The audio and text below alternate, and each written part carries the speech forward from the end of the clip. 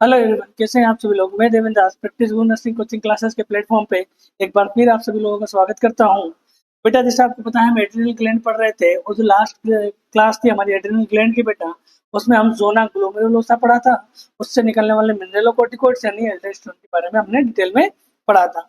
आज की जो हमारी वीडियो रहेगी बेटा, वो मेनली रहेगी जो एड्रिनल ग्लैंड की बीच वाली लेयर है यानी जोना फेसिकुलेटा के बारे में, और उससे निकलने वाला एक इंपॉर्टेंट हार्मोन है जिसका नाम है कोर्टिसोल। मतलब आज हम पढ़ेंगे सर कोर्टिसोल के बारे में। क्लियर हुई बात बेटा यहाँ तक? ठीक है सर। तो अगर बात करूं बेटा मैं कोर्टिसोल के बारे में, किसके बारे में बात करूं बेटा मैं? कोर्टिसोल के बारे में। तो मैं कह सकता हूँ सर कि इट इज, यानी हम हेडिंग डाल ले बेटा पहले, जैसा हम साथ में नोट्स बनाते जा रहे हैं हम वैसे ही सेम करेंगे। तो सर आज हम नोट्स बनाना शुरू करते हैं और पहली हेडिंग है हमारी सर कोर्टिसोल। ठीक है बच्चा, यहाँ तक कोई दिक्कत?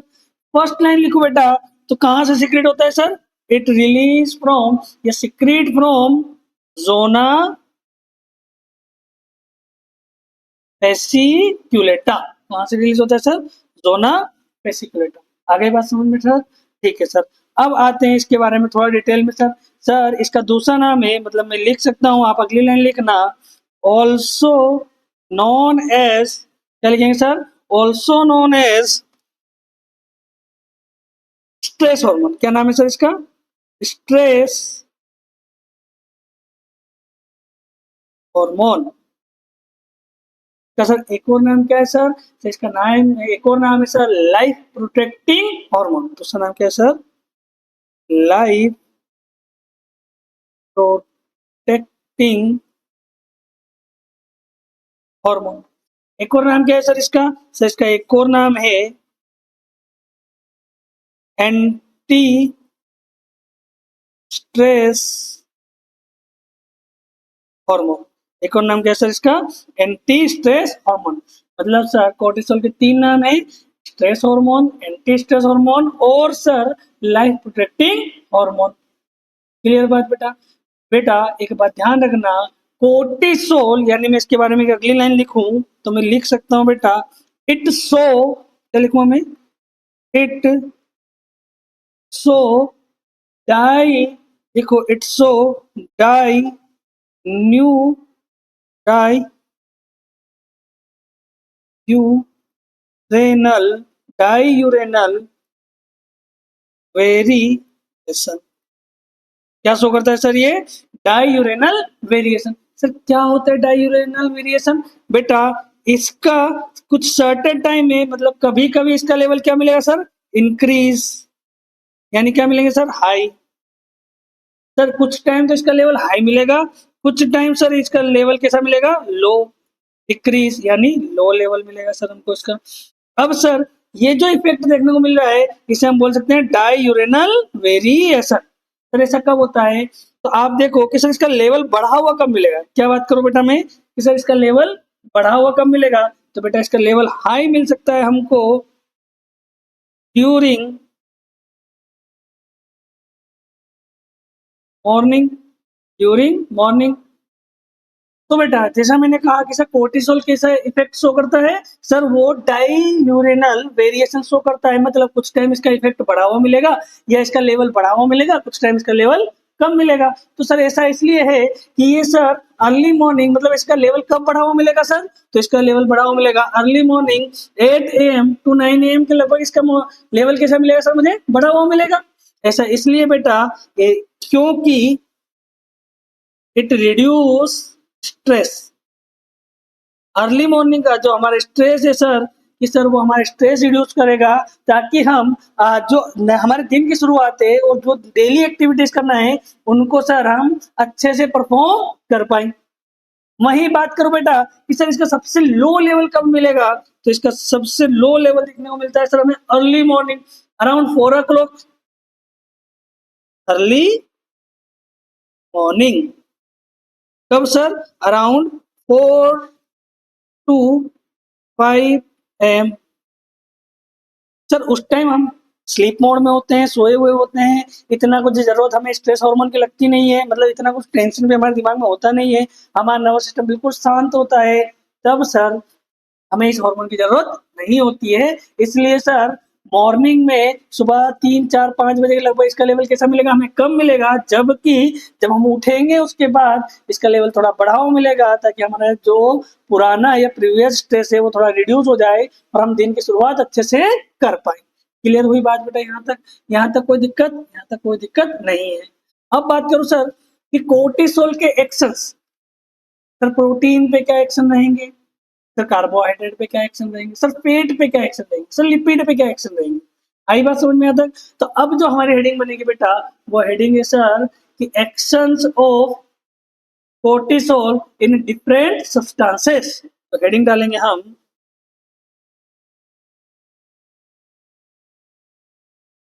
एक्शन ऑन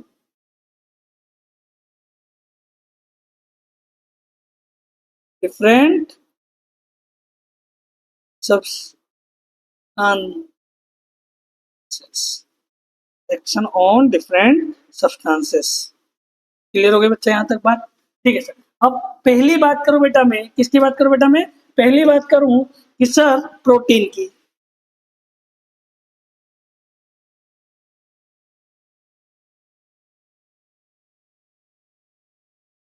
तो बेटा एक बात ध्यान रखना, मैंने बताया था तुमको ग्लूकोकोर्टिकोइड्स जितने भी होंगे, जो सर कहाँ से निकल रहे हैं, जोना वेसिकुलेटा से, वो सर ग्लूकोज का मेटाबॉलिज्म कराएंगे, या वो कहीं ना कहीं डायरेक्टली इनडायरेक्टली हमारा ब्लड ग्लूकोज लेवल बढ़ाने में हेल्प करते हैं। ठीक है? और ब्लड ग्लूकोज बढ़ाने के लिए सर वो ग्लूकोनियोजेनेसिस परफॉर्म करेंगे। क्या परफॉर्म करेंगे सर? ग्लूकोनियोजेनेसिस। जैसा मैं लास्ट क्लास में बताया कि ग्लूकोनियोजेनेसिस वर्ड मतलब कि सर वो प्रोटीन बनाएगा, सॉरी वो ग्लूकोज बनाएगा फ्रॉम नॉन कार्बोहाइड्रेट सब्सटेंस से। और सर जब ग्लूकोज सॉरी जब प्रोटीन टूटेगा, इस प्रोसेस को हम बोलते हैं प्रोटियोलाइसिस। क्या बोलते हैं सर? प्रोटियोलाइसिस। क्लियर हुआ? तो सर कोर्टिसोल इंक्रीज प्रोटियोलाइसिस, लिखे हम इट इंक्रीज प्रोटियोलाइसिस। ठीक है सर? क्या स्टार्ट कर दिया सर इसने? प्रोटियोलाइसिस। क्लियर यहां तक बात? लेकिन अगर बात करो इसकी लीवर में, कहां बात करो बेटा मैं? लीवर में। सर ये लीवर में क्या करेगा प्रोटीन के साथ? तो मैं लिख सकता हूं sir, but in liver, but in liver increase synthesis of plasma protein. एक बात ध्यान रखना बेटा कि सर जो कोर्टिसोल है, जो कोर्टिसोल है वो वैसे तो प्रोटियोलाइसिस कराता है। क्या कराता है? प्रोटियोलाइसिस, प्रोटीन का ब्रेकडाउन कराता है। लेकिन अगर लीवर में हमको कोर्टिसोल के इफेक्ट देखे तो सर वो प्लाज्मा प्रोटीन का सिंथेसिस भी करवाता है। क्लियर हो गई यहाँ तक बात? यहाँ तक कोई दिक्कत नहीं है सर। अब आ जाओ बेटा, देखो बेटा अभी मैं तुमको बता रहा हूँ कि मैं कोर्टिसोल के एक्शन बता रहा हूँ, मैं इसी के बाद, मैं इसी में इसके एक्शन दिखाने के बाद मैं कुशिंग डिसीज पढ़ाऊंगा। क्या पढ़ाऊंगा बेटा? Cushing disease. क्यों सर? वो कोर्टिसोल के एक्सेसिव सिक्रेशन के कारण कोर्टि जो डिजीज अराइज होगी उसे हम कुशिंग डिसीज बोलेंगे। तो बेटा यहाँ ही से उसे क्लिनिकल फीचर देखने को मिलेगा। क्लियर बात? ठीक है सर। अगला सर कि प्रोटीन के बाद किसके बाद बेटा? फर्स्ट हो गया हमारा। दूसरा सर प्रोटीन के बाद कार्बोहाइड्रेट यानी सीएचओ के ऊपर इसका क्या इफेक्ट है? कार्बोहाइड्रेट के ऊपर। तो सर ये क्या करता है? ग्लूकोज का ब्लड ग्लूकोज लेवल बढ़ाएगा सर कोर्टिसोल। ये हमको समझ में आता है क्योंकि सर ये ग्लूकोकोर्टिकोइड्स कैटेगरी का है। तो कैसे बढ़ाएगा सर? तो ये जो हमारा जो ग्लाइकोजन है उसको ग्लूकोज में कन्वर्ट करेगा, और नॉन कार्बोहाइड्रेट सब्सटेंस है उससे क्या करेगा सर? ये ग्लूकोज बनाएगा। क्लियर बात यहाँ तक? चलो लिखते हैं, it increase blood glucose level by by increasing by increasing glycogenolysis and gluconeogenesis। Glycogenesis. Sir इसका मतलब क्या होता है? तो वही है सर, ग्लाइकोजन को क्या में कन्वर्ट कर देगा? ग्लूकोज में। और इससे क्या करेगा सर? नॉन कार्बोहाइड्रेट सब्सटेंस से क्या बना देगा सर? ग्लूकोज। क्लियर हो गई बात बेटा यहाँ तक? ठीक है, तो सर कार्बोहाइड्रेट के साथ क्या करने वाला है ये? तो ग्लाइकोनियोजेनेसिस करेगा और ग्लूकोज का लेवल बढ़ाएगा, और ग्लूकोनियोजेनेसिस करके भी नॉन कार्बोहाइड्रेट सब्सटेंस से भी ये क्या करेगा सर? ग्लूकोज का लेवल बढ़ाएगा। क्लियर हो गई बात यहाँ तक? ठीक है, अब बात आ जाती है सर लिपिड की। किसकी बात आ जाती है बेटा? लिपिड की। इससे कोर्टिसोल लिपिड के साथ क्या करता है? आगे बात समझ में। तो आ जाओ लिपिड की बात करते हैं। तो हमारा थर्ड पॉइंट रहेगा सर लिपिड के साथ। लिपिड। क्लियर हो गई बात? तो मैं लिख सकता हूं सर, इट परफॉर्म लाइपोलाइसिस। क्या करेगा सर? लाइपोलाइसिस। सर फ्रेड मैं पहले लिखते हैं फिर हम समझते हैं। It perform lipolysis. इसका मतलब होता है sir break down of lipids. क्या करेगा सर? ये ब्रेक डाउन करेगा किसका? लिपिड का। और क्या करेगा सर? ये फैट को क्या सर? फैट को फ्री फ्री फैटी एसिड्स में कन्वर्ट कर देगा। क्या में कन्वर्ट कर देगा सर? Free fatty acids. देखो क्या होते हैं फैटी एसिड्स, मैं थोड़ा समझाने की कोशिश करता हूँ। मैंने एक बात बोली थी सर, अगर प्रोटीन की एक चेन है, क्या है बेटा? प्रोटीन की एक चेन है, तो प्रोटीन बना कैसे है? तो बहुत सारे अमीनो एसिड से, बहुत सारे अमीनो एसिड्स मिलकर प्रोटीन बना रहे हैं। सेम बेटा लिपिड या फैट की बात करूं तो बहुत सारे फैटी एसिड्स के मॉलिक्यूल्स मिलकर फैट और लिपिड का निर्माण करते हैं। तो सर ये क्या करेगा? फैट को तोड़ेगा और इन फैटी एसिड्स को अलग अलग कर देगा। क्लियर हुई बात यहाँ तक? ठीक है बेटा, चलो ये बात भी समझ में आ गई। यहाँ तक किसी को कोई दिक्कत? सर यहाँ तक इन 3 पॉइंट्स में हमें कोई दिक्कत नहीं है। अब अगर बेटा मैं आगे की बात करूं, किसकी बात करूं बेटा मैं? आगे की किस सर? ये एडिपोज टिश्यू के साथ क्या करेगा? किसके साथ क्या करेगा सर? एडिपोज टिश्यू के साथ। तो अगर मैं एडिपोज टिश्यू की बात करना कहूं बेटा मैं तुम लोगों को, तो हम हेडिंग डालते हैं। पहले लिखो एक्शन ऑन एडिपोज टिश्यू। देखो बेटा एडिपोज टिश्यू किन सेल से मिलकर बने हैं? तो मैं कह सकता हूं एडिपोसाइट्स। किससे मिलकर बने सर? एडिपोसाइट्स। साइट्स यानी सेल। क्लियर बात यहाँ तक? यहाँ तक कोई दिक्कत सर नहीं है? मतलब मैं डायरेक्टली इस हेडिंग को ऐसे लिख सकता हूँ क्या बेटा? Action on adipocytes. Action on adipocytes. Clear है बेटा? अभी ठीक है? चलो तो ये मत सोचना सर ने ये हेडिंग ऐसे कैसे लिख दी कि एक्शन ऑन एडिपोसाइट्स। क्लियर है बेटा? तो सर ये क्या करेगा? तो मैं कह सकता हूं it increase blood glucose level. क्या इंक्रीज करेगा sir? Blood glucose level by increasing insulin.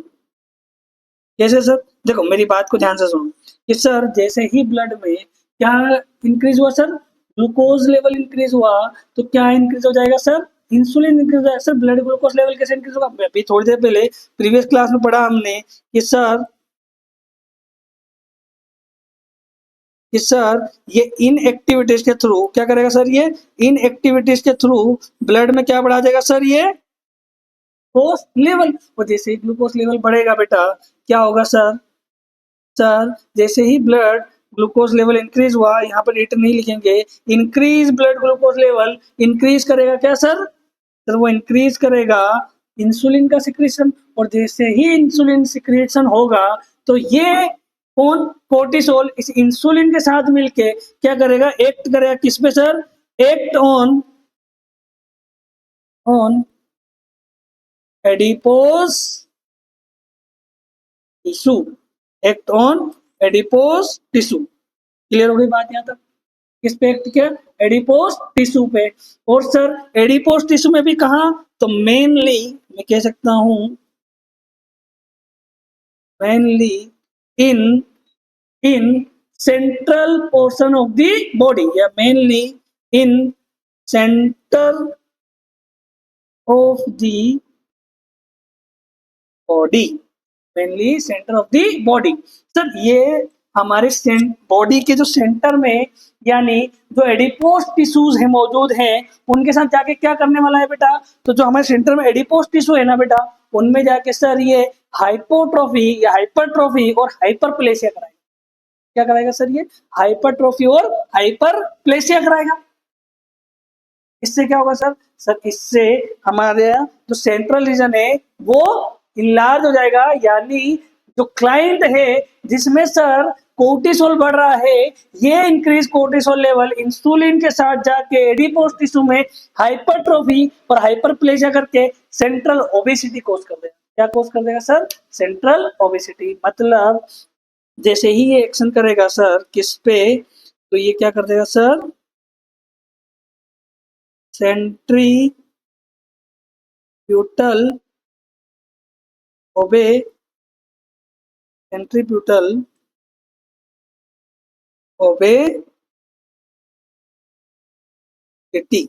ठीक है बेटा, क्या कॉज कर देगा? सेंट्रीप्यूटल ओबेसिटी। कैसे बेटा? ये भी लिख देते हैं हम, लिख देते हैं कि sir it cause hypertrophy and hyperplasia. क्या? Hypertrophy and hyperplasia of adipocytes. Adipocytes क्या बोला बेटा मैंने? कि सर इंसुलिन के साथ मिलके कोर्टिसोल क्या करेगा सर? जो सेंट्रल में एडिपोसाइट्स है, यानी एडिपोस टिश्यू की जो सेल्स है एडिपोसाइट्स, उसमें क्या करेगा सर? ये हाइपरप्लेसिया और हाइपरट्रोफी, रिजल्टिंग सर पेशेंट में क्या देखने को मिल सकती है हमको? सेंट्रीप्यूटल ओबेसिटी। मतलब पेशेंट सर क्या रहेगा? सेंटर से मोटा हो जाएगा। कैसा हो जाएगा बेटा? सेंटर से मोटा हो जाएगा। क्लियर बात? यहाँ तक कोई दिक्कत नहीं है। और बेटा अब बात करूं सर कि ये क्या करेगा? अगर बात करूं कि ये चेहरे पे, कहा बेटा?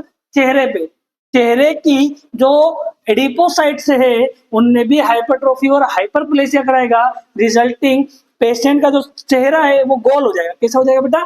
गोल हो जाएगा, राउंड शेप में हो जाएगा उसका चेहरा। और जब उसका चेहरा राउंड शेप में हो जाएगा तो हम कह सकते हैं मून शेप फेस हो जाएगा उसका। कैसा हो जाएगा? मून शेप फेस, या मून फेस अपीयरेंस आएगा उस पेशेंट में। क्लियर बात यहाँ तक? ठीक है, यहाँ तक कोई दिक्कत? तो सर यहाँ तक हमको कोई दिक्कत नहीं है। मतलब मैं कह सकता हूँ बेटा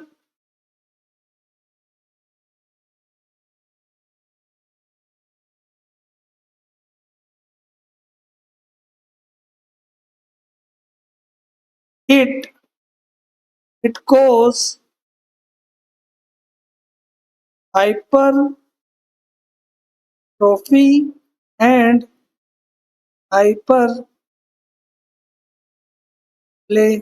hyperplasia in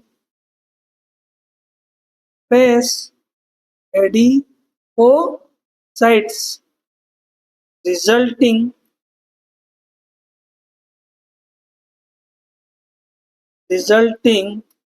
क्या हो जाएगा सर? Round face. मैं कह सकता हूँ मून फेस। आगे बात समझ? सिम एक और बात करूं बेटा मैं, क्या करेगा सर? ये तुमने एक बात पढ़ी है बेटा इसमें, तुमने एक बात पढ़ी है बेटा इसमें, अगर मैं प्रीवियस पेज पे आऊं तो मैंने एक बात बोली बेटा। क्या बोली सर? सर ये क्या कराता है? प्रोटियोलाइसिस। क्या कराता है सर ये? प्रोटियोलाइसिस। प्रोटियोलाइसिस कराया सर इसने। जैसे ही बेटा ये प्रोटियोलाइसिस कराएगा, क्या कराएगा? प्रोटियोलाइसिस, तो बेटा मसल्स टूटेंगे। मसल्स प्रोटीन के बने, स्केलेटल मसल्स के बने, प्रोटीन के बने। मतलब सर ये हमारे एक्सट्रीमिटीज के मसल्स में क्या करेगा सर? ये प्रोटियोलाइसिस कराएगा, प्रोटीन का ब्रेकडाउन कराएगा। रिजल्टिंग बेटा जो मसल्स हैं वो पतले हो जाएंगे। कैसे हो जाएंगे? पतले। अब इसमें तुम देखो कि पर्सन बीच से तो मोटा है, लेकिन उसके हाथ पैर कैसे है बेटा? पतले। तो सेंट्रली तो ओबेसिटी है, और जो एक्सट्रीमिटीज है सर उसकी वो कैसी हो जाएगी? थिन हो जाएगी। कैसी हो जाएगी? थिन। एज वेल एज एक चीज और ध्यान रखना कि कोर्टिसोल क्या करेगा बेटा? कोर्टिसोल ओस्टियोक्लास्ट की एक्टिविटी बढ़ा देता है। इसकी एक्टिविटी बढ़ा देता है ओस्टियोक्लास्ट। अब आ जाओ ओस्टियोक्लास्ट और ओस्टियोब्लास्ट में। मैंने बोला था कि बोन में, किसमें बेटा? बोन में दो तरीके की सेल होती है। एक होती है सर ओस्टियोक्लास्ट, एक होती है सर ओस्टियोब्लास्ट। बेटा ये जो सेल है ये है बोन फॉर्मेशन में हेल्प करेगी, और ये बेटा बोन ब्रेक डाउन में हेल्प करेगी। सर ये बोन ब्रेक डाउन में हेल्प करेगी। मतलब सर ये कैल्शियम को बाहर करेगा, किससे सर? बोन से। और ये कैल्शियम को अंदर लेगा, किसके? बोन के अंदर। तो मैं ये कह रहा था सर कि कोर्टिसोल, जो कोर्टिसोल है वो क्या करेगा? ओस्टियोक्लास्ट की एक्टिविटीज को बढ़ा देगा, इंक्रीज कर देगा। रिजल्टिंग बोन पतली और ओस्टियोपोरोटिक हो जाएगी, कि वो बोन कमजोर हो जाएगी, पतली हो जाएगी। तब तुम देखो मसल्स से भी टूट रहे हैं, किसके सर? कोर्टिसोल के बढ़ने से। तो मसल्स टूटने से मसल्स भी पतले हो गए, हड्डियों से कैल्शियम निकल गया तो हड्डियां भी पतली हो गई। तो उसके हाथ पैर कैसे रहेंगे? पतले। और बीच में से कैसा रहेगा पेशेंट? मोटा। यहाँ तक कोई डाउट? बेटा ये सारी चीजें आपको लिखना है, हर एक लाइन यहीं से क्वेश्चन आ जाते हैं। ओस्टियोब्लास्ट का क्या काम है? ओस्टियोक्लास्ट का क्या काम है? तो ये सारी चीजें नोट डाउन करते हुए चलना है। क्लियर? कोई दिक्कत? सर कोई दिक्कत नहीं। अब आगे बढ़ू बेटा, मैं किस क्या करूं? आगे अगर हम बढ़े तो सर कि सर इसका हमारी body organs, different different body organs पे क्या एक्शन है। तो ये जो चीज है, ये लाइन अभी मैं फिर लिखने वाला हूँ। अभी हम हेडिंग बना सकते हैं सर, क्या?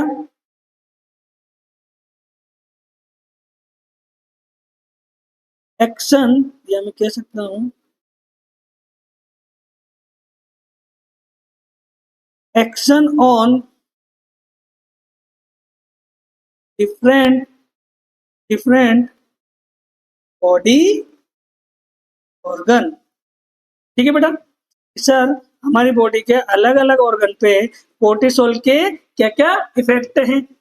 क्लियर हो गई बात? बेटा ये सारी चीजों को ध्यान से सुनते हुए चलना है, क्योंकि अभी मैं जब इसका रिवीजन कराऊंगा या मैं कुशिंग डिजीज पढ़ाऊंगा, ये सारे क्लिनिकल फीचर वहां पे मैं लिखाने वाला हूँ। क्लियर? तो फर्स्ट हमारा डिफरेंट ऑर्गन है वो है सर हमारा बोन। क्लियर? तो बेटा अगर मैं बोन की बात करूँ, किसकी बात करूँ? बोन की। ठीक है? तो कोर्टिसोल अभी मैंने थोड़ी देर पहले बताया, तो मैं लिख दूं it increase activity of osteoclast. किसकी एक्टिविटी को बढ़ा देगा सर? ओस्टियोक्लास्ट की। रिजल्टिंग सर क्या हो जाएगा? Increase bone resorption. क्या हो जाएगा सर? बोन का रिजॉर्प्शन बढ़ जाएगा। मतलब क्या होता है बोन का रिजॉर्प्शन? तो सर कैल्शियम क्या हो जाएगा सर? आउट। कैल्शियम बोन से निकलना स्टार्ट कर देगा। कैल्शियम बोन से निकल निकल के कहाँ नष्ट हो जाएगा सर? ब्लड में। आगे बात समझ में? तो सर इससे क्या हो जाएगा सर? बोन वीकनेस हो जाएगी, वीक बोन हो जाएगी, या मैं कह सकता हूँ सर ओस्टियोपोरोसिस हो जाएगा। ओस्टियोपोरोसिस हो जाएगा पेशेंट। ठीक है बेटा? तो मतलब एक बात समझ में आती है सर कि कोर्टिसोल जो है, क्या बेटा? कोर्टिसोल ओस्टियोपोरोसिस कर देगा अगर वो बढ़ गया तो। क्लियर? यहाँ तक किसी को कोई दिक्कत? सर यहाँ तक कोई दिक्कत हमें नहीं। अब बेटा अगर मैं आगे बात करूँ,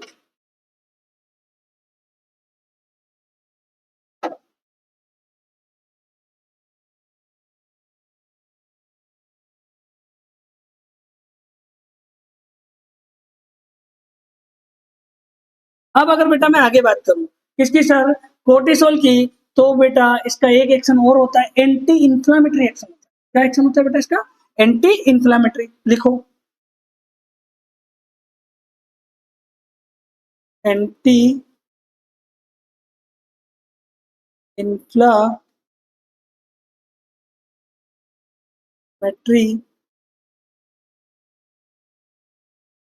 एक्शन। कैसे सर, कैसे एंटी इंफ्लेमेटरी एक्शन होते हैं, तो सुनो, इट डिक्रीज, मैं क्या बोलूंगा, इट डिक्रीज सिंथेसिस ऑफ, या लेवल किसका sir, it decrease prostaglandin level, किसका लेवल डिक्रीज करेगा सर, प्रोस्टाग्लैंडिन का। और अभी पहले वन बाय हम लिखते हैं, वन बाय वन हम लिखेंगे, फिर मैं एक्सप्लेन करूंगा ये चीज है क्या। और किसको सर, सर ये डिक्रीज करेगा, डिक्रीज लेवल ऑफ PLA2, किसका बेटा, PLA2, यानी मैं बोल सकता हूं इसको फॉस्फोलाइपेज A2, फॉस्फोलाइपेज A2। और सर, और क्या करेगा sir, sir decrease, decrease histamine, decrease histamine. और क्या करेगा सर, डिक्रीज थ्रोम्बोसिन A2। और क्या करेगा sir, decrease, decrease interleukin 2।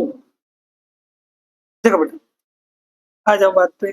Sir, sir ये जो कोर्टिसोल है, क्या बेटा, जो कोर्टिसोल है वो एक एंटी इंफ्लेमेटरी एक्शन शो करता है। कैसा एक्शन शो कर रहा है सर, एंटी इंफ्लेमेटरी। मतलब सर, सर वो प्रोस्टाग्लैंडिन के लेवल को कम कर देगा, वो फास्फोलाइपेज A2 का लेवल कम कर देगा, वो हिस्टामिन का लेवल कम कर देगा, वो थायरोक्स, ये थ्रोम्बोक्सिन A2 का लेवल कम कर देगा, और इंटरल्यूकिन 2 का लेवल कम कर देगा। सर ये सारे हैं क्या बेटा, ये सारे मिलके, इन सारों को हम कहते हैं इन्फ्लामेटरी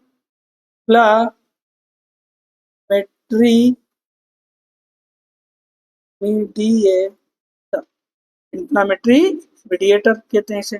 मतलब सर इन्फ्लामेटरी मीडिएटर सर ये सब मिलके कॉज करते हैं, कॉज इन्फ्लामेशन। ये क्या करते हैं सर, सारे के सारे का काम क्या है सर, इन्फ्लामेशन कम करना। और हमारा कोर्टिसोल क्या कर रहा है सर, सर इनके लेवल को कम कर देगा। जब इनके लेवल को कम कर देगा सर, मतलब क्या है सर, सर जब ये लेवल इनका कम हो जाएगा तो इन्फ्लामेशन नहीं होगा। मतलब कोर्टिसोल का एक एक्शन और समझ में आया, एंटी इन्फ्लामेटरी। ठीक, तो सर अभी हमने कौन कौन से एक्शन देखे, जरा प्रीवियस में देखे हम, कौन के ऊपर हो गया, दूसरा सर हमने देखा एंटी इन्फ्लामेटरी। तीसरा एक्शन देखेंगे भैया हम, तीसरा जो सर हमारा एक्शन रहेगा वो स्टमक के ऊपर। किसके ऊपर सर, स्टमक के ऊपर। चलो स्टमक के ऊपर देख लेते हैं, यानी हम लिख सकते हैं action, action on stomach. Sir it increase, it it increase acid production. क्या करेगा सर ये, सर कोर्टिसोल इंक्रीज कर देता है किसके प्रोडक्शन को सर, एसिड के प्रोडक्शन को स्टमक से। यानी HCl का प्रोडक्शन कौन बढ़ा देता है सर, कोर्टिसोल। हमारे स्टमक में HCl तो रिलीज होता है, ठीक है बेटा। अब सर अगर ये करेगा, मतलब सोचो किसी पर्सन में स्ट्रेस है, कोई पर्सन स्ट्रेस में है, तो सर एंटी स्ट्रेस हार्मोन निकलेगा। स्ट्रेस को प्रिवेंट करने के लिए एक हार्मोन निकलेगा जिसका नाम क्या है, एंटी स्ट्रेस हार्मोन। और वो कौन सा, कोर्टिसोल।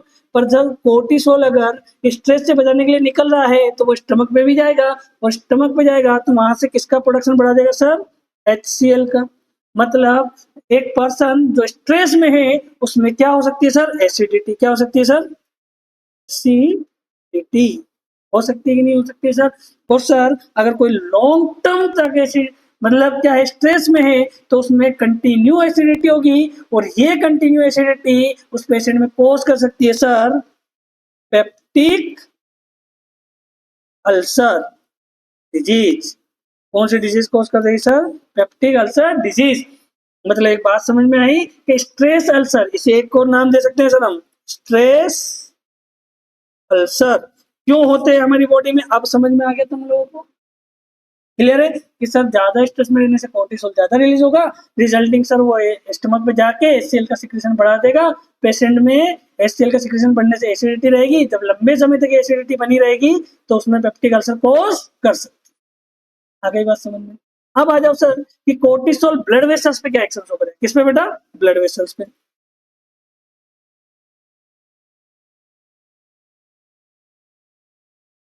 Action on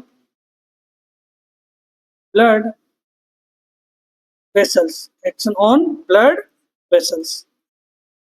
clear? तो बेटा ये क्या कोज करेगा सर? सर ये कोज करेगा वेसोकॉन्स्ट्रिक्शन, कोज वेसोकॉन्स्ट्रिक्शन। क्लियर बात यहाँ तक? जब वेसोकॉन्स्ट्रिक्शन होगा सर, वेसल्स के डायमीटर ह्यूमन कम हो जाएगा, सिकुड़ जाएगा, तो सर इंक्रीज बीपी, क्या बढ़ जाएगा सर? बीपी।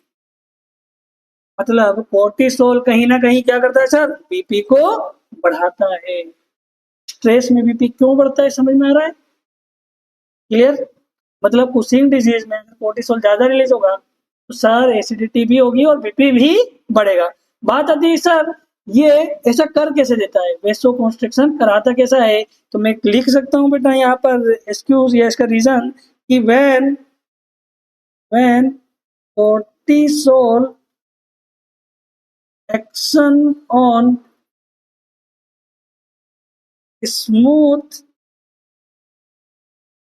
Muscles of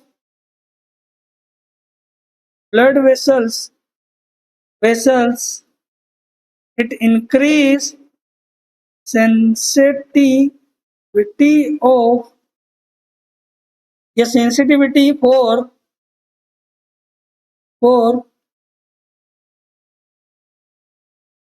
कैटाकोलामाइन्स। किसके अगेंस्ट, किसके लिए सेंसिटिविटी बढ़ा देता है sir?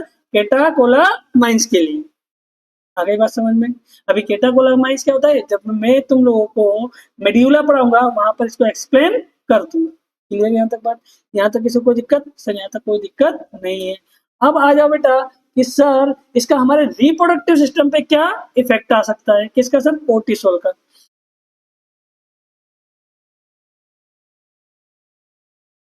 Action on reproductive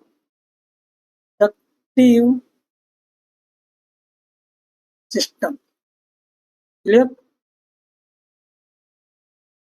action on reproductive system. तो सर ये क्या करता है sir? Sir cortisol decrease GnRH secretion release. मैं कह सकता हूं डिक्रीज जीएनआरएच, और जब जीएनआरएच नहीं निकलेगा बेटा तो क्या होगा सर? वो एंटीरियर पिट्यूटरी से क्या रिलीज नहीं होगा?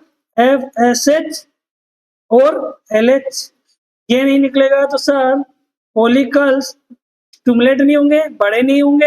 एलएच नहीं निकलेगा तो ओव्यूलेशन नहीं होगा, और ओव्यूलेशन नहीं होगा तो फीमेल में मेंसेस एनोवुलेटरी हो जाएंगे, या मेंसेस जो है इरेगुलर हो जाएंगे। मतलब कई बार उसको एमिनोरिया हो सकता है, इरेगुलर मेंसेस हो सकता है उसे। मतलब सर अगर एक फीमेल जो कुशिंग डिसीज से सफर कर रही है, वो महिला जिसमें से कोर्टिसोल का लेवल बढ़ा हुआ है, उसमें एमिनोरिया हो सकता है। साथ ही उसमें डिक्रीज लिबिडो हो सकती है कि सर उसकी जो सेक्सुअल एक्टिविटीज है या वो सब क्या हो सकती है? अफेक्ट हो सकती है, यानी लिबिडो डिक्रीज हो सकती है। मैं बोल सकता हूँ डिक्रीज लिबिडो एंड एंड और क्या हो सकता है उसमें? Infertility, libido and infertility. यानी लिबिडो का मतलब क्या होता है सर? डिक्रीज सेक्सुअल डिजायर, क्या डिक्रीज हो जाएगी सर? Sexual desire. क्लियर बात यहाँ तक? क्यों सर सेक्सुअल डिजायर क्यों कम हो जाएगी? बेटा जीएनआरएच नहीं निकला तो एंटी पिट्यूटरी एफएसएच और एलएच नहीं निकलेगा, फॉलिकल्स बड़े नहीं होंगे, तो फीमेल में फीमेल सेक्स हार्मोन यानी एस्ट्रोजन एंड प्रोजेस्टेरोन बराबर क्या नहीं आएंगे sir? Estrogen and progesterone. Clear हो गई बात यहाँ तक? ठीक है सर, यहाँ तक कोई दिक्कत? सर यहाँ तक कोई दिक्कत हमें नहीं है। अब सर इसका action on WBC, sir cortisol WBC के साथ क्या करता है? बेटा कोर्टिसोल कुछ डब्ल्यूबीसी को तो कम करता है, कुछ डब्ल्यूबीसी को बढ़ा देता है। हेडिंग डालो, एक्शन ऑन डब्ल्यूबीसी। क्या कह सकता हूं? Increase certain type of WBC and decrease certain type of WBC। Clear बात यहाँ तक? सर कुछ WBC को बढ़ाएगा, कुछ WBC को कम कर देगा। क्लियर? सर किसको बढ़ा देता है?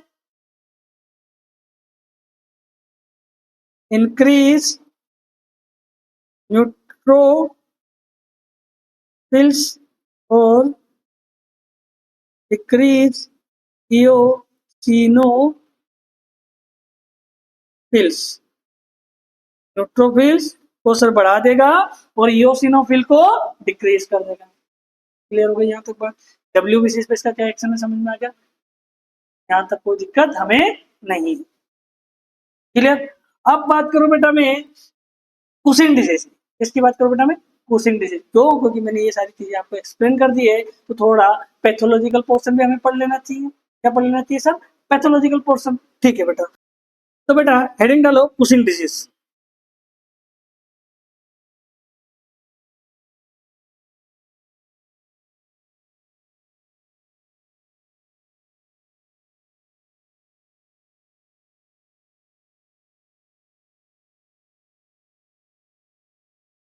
ठीक है बेटा, सर क्या होती है कुशिंग डिजीज? तो एक कंडीशन, मतलब मैं इसकी डेफिनेशन अगर लिखूं तो मैं लिख सकता हूं ए कंडीशन या पैथोलॉजिकल कंडीशन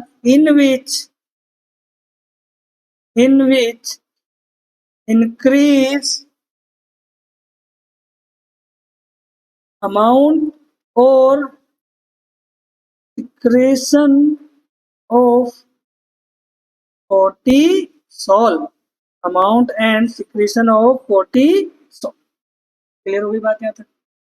सर इसके कॉज, रिस्क फैक्टर, ये सब हम मेडिकल सर्जिकल में पढ़ेंगे। आज हम सिर्फ इतना देखेंगे सर इसके क्लिनिकल फीचर्स आए कैसे, ये क्लिनिकल फीचर्स इसमें आ कैसे रहे, क्योंकि ये फिजियोलॉजी का पार्ट हो गया हमारा। तो मैं कह सकता हूँ सर क्लिनिकल फीचर, हेडिंग क्या डालेंगे हम? Clinical feature. क्लियर है बेटा? पहला क्लिनिकल फीचर क्या रहेगा सर? Increase BP. पहला क्लिनिकल फीचर क्या रहेगा सर? Increase BP. कैसे? बताओ। ये क्या बोला सर मैंने? कोर्टिसोल जो ब्लड वेसल्स के स्मूथ मसल्स पे जाके एक्शन करेगा, वहां पर केटाकोलामाइंस की सेंसिटिविटी को बढ़ा देगा। रिजल्टिंग क्या होगा सर? वेसोकॉन्स्ट्रिक्शन, और पेशेंट में क्या देखने को मिलेगा सर? BP increase. पहला सिम्टम समझ में आया सर? दूसरा सिम्टम क्या है सर?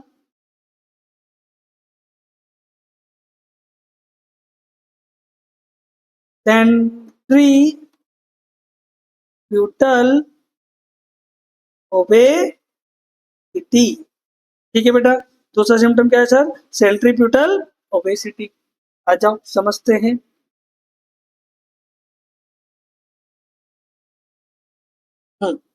ये आ जाओ बेटा, ये रहा हमारे दूसरे सिम्टम का रीजन। क्या रहा सर? दूसरे सिम्टम का रीजन क्या सर? कि सर ये क्या करेगा सर? जो हमारा कोर्टिसोल है वो एडिपोस टिश्यू जो सेंटर में लोकेटेड है, एडिपोसाइट्स, उसमें क्या करेगा सर? हाइपरट्रोफी और हाइपरप्लेसिया करेगा। रिजल्टिंग यहाँ पे जो हमारे सेंट्रल रीजन है वो लार्ज हो जाएगा, और इस कंडीशन को हम बोलते हैं ओबेसिटी। और ये ओबेसिटी सेंटर में है, इसलिए हमने क्या नाम दिया? सेंट्रीप्यूटल ओबेसिटी। और ये सेंट्रीफ्यूगल ओबेसिटी जब मैं एमआई पढ़ाऊंगा तो मैं बोलूंगा एमआई का एक कॉज होता है, वो क्या होता है, सेंट्रीफ्यूगल ओबेसिटी। Clear sir? बात अगला सिम्टम क्या आएगा सर?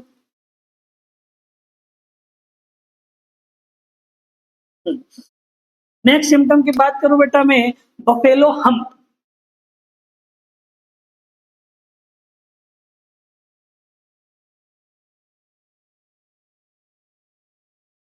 हम्प बेटा आपने देखा होगा कुछ पेशेंट्स में, जैसे आप लोगों ने काइफोसिस, लोडोसिस, एस्केलियोसिस पढ़ा होगा, तो आपने देखा होगा कि एक पर्सन जो थोरासिक रीजन से आगे झुका हुआ है और उसके पीछे एक एक इनलार्ज, एक उभार संरचना बनी हुई है, उस स्ट्रक्चर को हम बोलते हैं बेटा बफेलो हम्प। ठीक है, आप गूगल पे इस इमेज को जरूर देखिएगा बफेलो हम्प के बारे में। तो सर ऐसा क्यों होता है? तो मैं कह सकता हूं sir,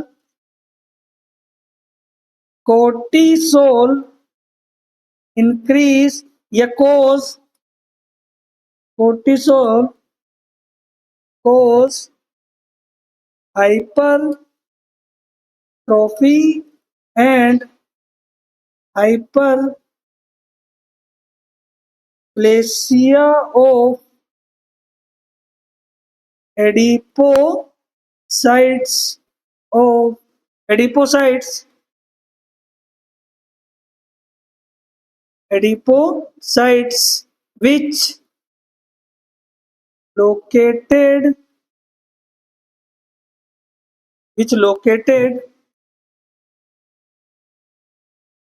just behind the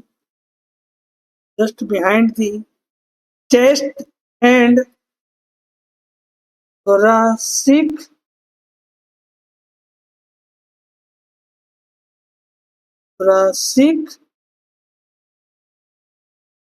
cavity, thoracic cavity।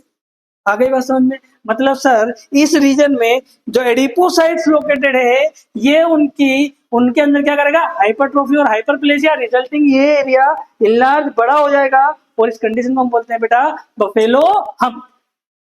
Clear? Same चीज बेटा पेशेंट में और क्या देखने को मिलेगा मुझे, मून फेस। क्या देखने को मिलेगा मुझे? Moon face. तो अगला फीचर क्या देखने को मिलेगा सर हमें? Moon face. क्लियर हो गई बात? सर मून फेस कैसे होगा? तो वही बेटा ये कोर्टिसोल हाइपरट्रोफी और हाइपरप्लेजिया कराएगा कहां सर?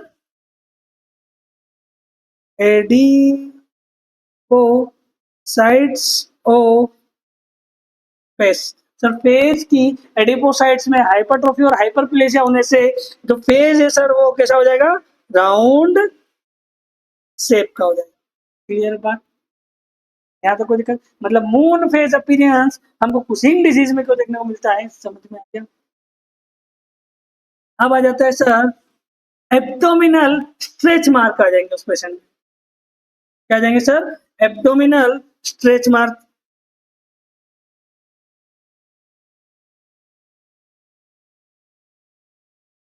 Abdominal stretch mark. ठीक है बेटा? सर ये ऐसा क्यों आएंगे? अरे भैया जब सेंट्रल ओबेसिटी होगी, एब्डोमिनल स्ट्रेच होगा, खिंचाएगा, तो यहाँ पर स्ट्रेच मार्क आएंगे। किसमें सर? उस पर्सन में जिसमें कुशिंग डिजीज है।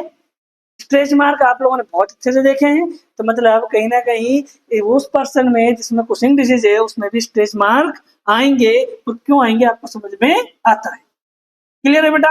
अगला लिखूं बेटा मैं क्या? Immuno suppression. क्या करता है सर? इम्यूनिटी सप्रेस हो जाएगी उस बंदे की, मतलब इम्यूनो सप्रेशन। और मैंने बोला है बेटा जितने भी स्टेरॉयडल कैटेगरी के हार्मोन है, चाहे खुद स्टेरॉयड है, वो इम्यूनिटी को सप्रेस करते हैं। क्लियर बात? और क्या हो जाएगा बेटा? और सर इजी ब्रूसली, मतलब इसको छोड़ो, तुम अगर बात करो बेटा में हाइपर पिगमेंटेशन हो जाएगा उस पेशेंट में। क्या हो जाएगा सर? Hyper pigmentation. अगला सिम्टम क्या है सर हमारा? Hyper pigmentation.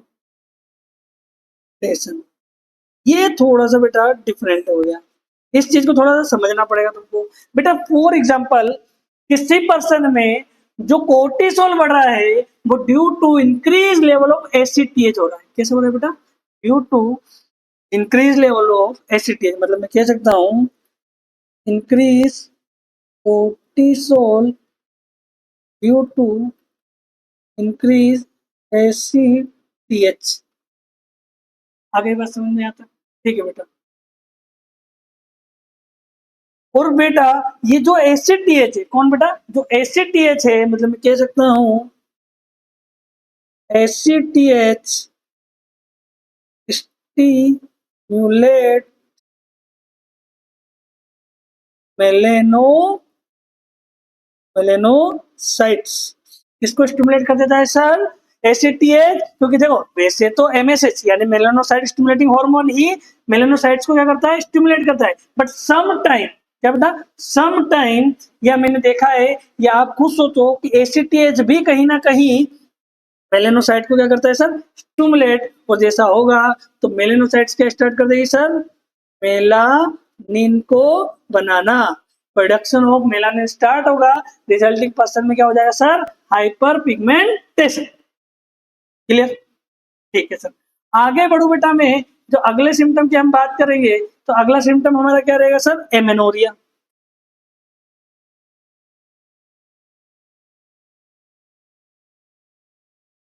क्या रहेगा सर हमारा अगला सिम्टम? ए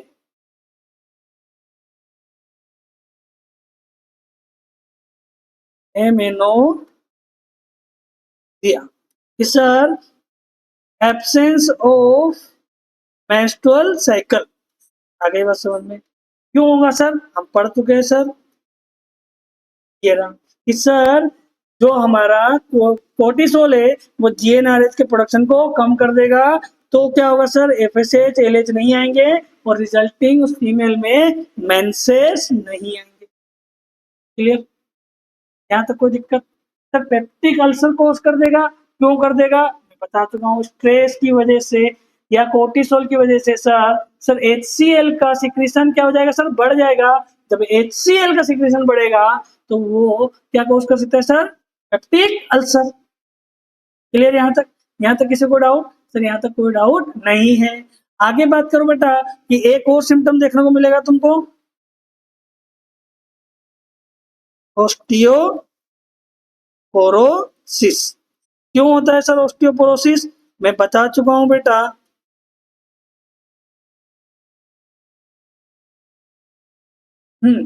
कि सर कोर्टिसोल बोन पर जाकर ऑस्टियोक्लास्ट की एक्टिविटी बढ़ाएगा, जिससे बोन रिसॉर्प्शन यानी बोन से कैल्शियम निकलना शुरू हो जाएगा और पर्सन में क्या हो जाएगा सर? ऑस्टियोसिस। क्लियर? एंड सबसे लास्ट का एक है वो इंपॉर्टेंट सिम्टम है बेटा, इंपॉर्टेंट सिम्टम है हमारे लिए, वो है सर, लिखो,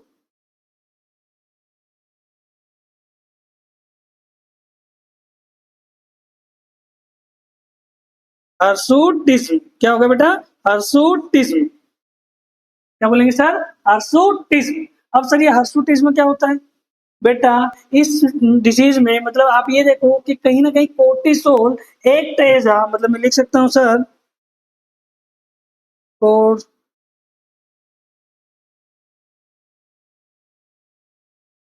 cortisol act as sex corticoids. कि सर कहीं ना कहीं cortisol as a sex corticoids भी एक्ट करता है। और सर जब सेक्स कोर्टिकोइड्स जैसा एक्ट करेगा तो ये क्या निकालेगा? टेस्टेरोन जैसा एक्ट करेगा। और आपको पता है कि टेस्टोस्टेरोन या सेक्स कोर्टिकोइड्स कहीं ना कहीं मेल सेक्स हार्मोन जैसा काम करते हैं। रिजल्टिंग अगर ये फीमेल में कुछ डिजीज है तो उसके दाढ़ी और मूछों में, ये दाढ़ी और मूछ आने लगेगी या उसके फेस पे हेयर ग्रोथ होने लगेगी। यानी मैं कह सकता हूँ sir hair growth on face. कि सर चेहरे पे हेयर ग्रोथ होने लगेगी फीमेल। क्लियर बेटा? तो मैं उम्मीद करता हूँ कि तुमको ये लेक्चर अच्छे से समझ में आया होगा। एक बार और मैं आपको क्लिनिकल फीचर रिवाइज करा देता हूँ और हम मार्क कर लेते हैं हमने टोटल कितने क्लिनिकल फीचर पढ़े। सर पहला क्लिनिकल फीचर तो हमारा सर वो क्या था, इंक्रीज बीपी। कैसे हो रहा है समझ में आया, due to vasoconstriction. Sir centripetal obesity, sir हमको पता है कि सेंट्रल रीजन की एडिपोसाइट्स में ये हाइपरट्रोफी और हाइपरप्लेजिया करा देगा, जिससे क्या हो जाएगा सर, उस पर्सन की जो है सेंट्रल एरिया इलाज हो जाएगा और उसमें ओबेसिटी आ जाएगी। थर्ड हमने देखा कि बफेलो हम्प हो जाएगा, तो हमने यही कि सर इस एरिया में एडिपोसाइट्स में ये हाइपरट्रोफी हाइपरप्लेजिया कर देगा। मून फेस, चौथा क्या हो गया हमारा, मून फेस, ये भी क्यों होता है समझ में आया। सर एब्डोमिनल पे स्ट्रेच मार्क क्यों आएंगे, ये भी आपको पता है सर। पांचवा सिम्टम। छठा क्या है सर, इम्यूनो सप्रेशन। सातवां क्या है सर, हाइपर पिगमेंटेशन। आठवां क्या है सर, एमेनोरिया। नौवां क्या है सर, ओस्टियोपोरोसिस। दसवां क्या है सर, हर्सुटिज्म। क्या है सर, हर्सुटिज्म। तो बेटा ये कुछ कुशिंग डिजीज के क्लिनिकल फीचर थे, बाकी पूरी कुशिंग डिजीज में मेडिकल सर्जिकल में अच्छे से एक्सप्लेन करूंगा। तो मैं उम्मीद करता हूं तुमको कि कोर्टिसोल बहुत अच्छे से तुमको समझ में आया होगा। फिर भी कुछ डाउट लगे तो नीचे दिए गए नंबर में मैसेज कर लेना। नोट्स चाहिए तो नीचे दिए गए नंबर में मैसेज करके आप नोट्स ले सकते हो। बेटा मिलते हैं अगली क्लास में, तब तक के लिए टाटा बाय।